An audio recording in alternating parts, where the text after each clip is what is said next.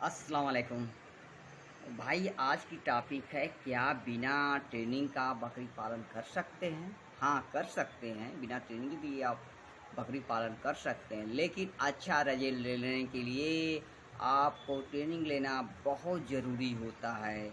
और 3 दिन का ट्रेनिंग प्रोग्राम रखा जाता है। 3 दिन में भी आप काफ़ी कुछ सीख सकते हैं और काफ़ी कुछ सीख सकते हैं। और ट्रेनिंग के प्रोग्राम में आपको हर तरह की दवाइयों के बारे में बताया जाता है। तो वहाँ आपको दवाई के बारे में बताया जाएगा, और जब आप ट्रेनिंग ले लेंगे तो आप बकरी पालन बहुत सही से कर सकते हैं।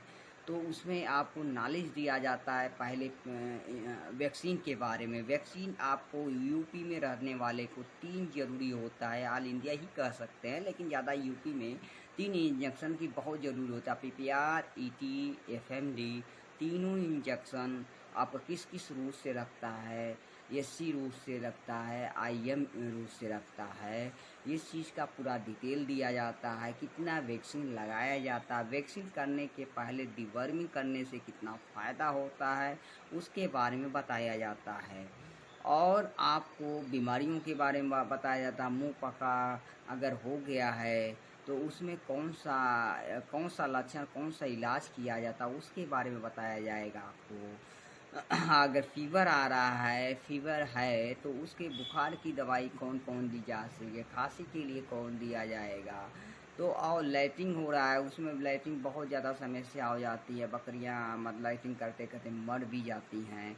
तो उसमें फोर्टिविर इंजेक्शन कब लगाया जाए, कितनी मात्रा में दिया जाए, ये सब आपको डिटेल में बताया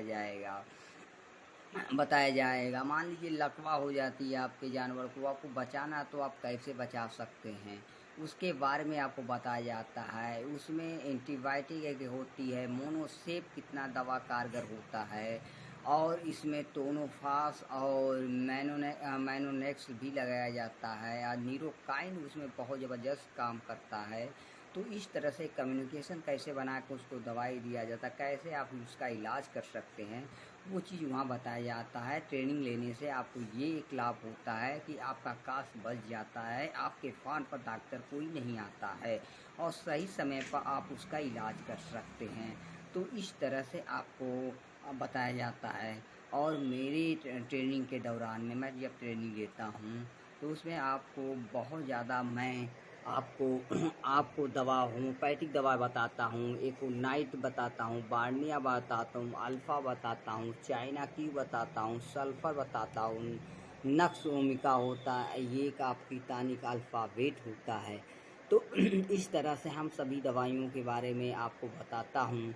देखिए, एकोनाइट जो होता है बुखार के लिए अच्छा माना जाता है। आपके जानवर को अगर खांसी जुकाम है, बार्निया का यूज़ किया जाता है। आपके जानवर का वेट बढ़ाना होता है, अल्फ़ा की और चाइना की दिया जाता है। और और स्किन डिजीज रहता है, वहाँ सल्फ़र का यूज़ किया जाता है। और गैस की कोई प्रॉब्लम होता है, और तब उसमें हम नक्स ओमिका देते हैं। जैसे उसको भूख बढ़ाने की दवा का यूज़ करना होता है, नक्स ओमिका और लाइकोपोडियम का मिक्स करके हमको मिला के देने से उनकी भूख बढ़ती है। और ये अल्फ़ावेट जो है आप देख रहे हैं स्किन पर, अल्फ़ावेट जो है ये ये भैंसों का दूध बढ़ाने की दवा है, और एक टॉनिक एक प्रकार की है, और इसका वेट बढ़ाने के लिए भी दिया जाता है। मौसम चेंज होता है तो उसमें भी बहुत अच्छा काम करता है। तो इस तरह से आपको मैं डिटेल से वो बताऊंगा उस ट्रेनिंग के दौरान में। आपको पहला ऐसा ट्रेनिंग सेंटर जहाँ पर होम्योपैथिक दवाई के बारे में आपको विस्तार से बताया जाता है। और होम्योपैथिक दवाई और दवाओं की अपेक्षा ये बहुत सस्ती होती है और जानवर में बहुत कारगर होता है। तो इस तरह से हम आपको बताएंगे अपने ट्रेनिंग के दौरान। छोटे बच्चे, बकरी के छोटे बच्चे का इलाज आप किस तरह से करें, कैसे उसको बचाएं, कौन सा दवाई उसमें यूज कर सकते हैं। प्रेगनेंट प्रेगनेंट बकरी है तो उसमें आप कौन कौन सी दवाई का यूज कर सकते हैं, कौन सा इंजेक्शन नहीं लगाना चाहिए, कौन सा इंजेक्शन आप लगा सकते हैं, और उसका कैसे देख रेख कर सकते हैं, कौन सा उसमें विटामिन और इंजेक्शन देने की ज़रूरत होती है। और इस तरह से हम आपको बताएंगे। एक दवा होती है पल्सर टीला, होम्योपैथिक दवाई में ही ये जो बकरियों की जब बच्चा देती हैं, खेरी गिराने के लिए दवा है एक स्पेशल, उसमें कितने मात्रा में दी जाती है, कब दी जाती है और क्या इससे इस दवाई के देने की क्या सावधानियाँ बरतनी चाहिए, ये सब हम डिटेल से आपको बताएंगे। और इस तरह से आपको हम डिटेल से बताएंगे। आपको ट्रेनिंग लेने के बाद आप बकरी पालन कितना सक्सेसफुल से चला सकते हैं।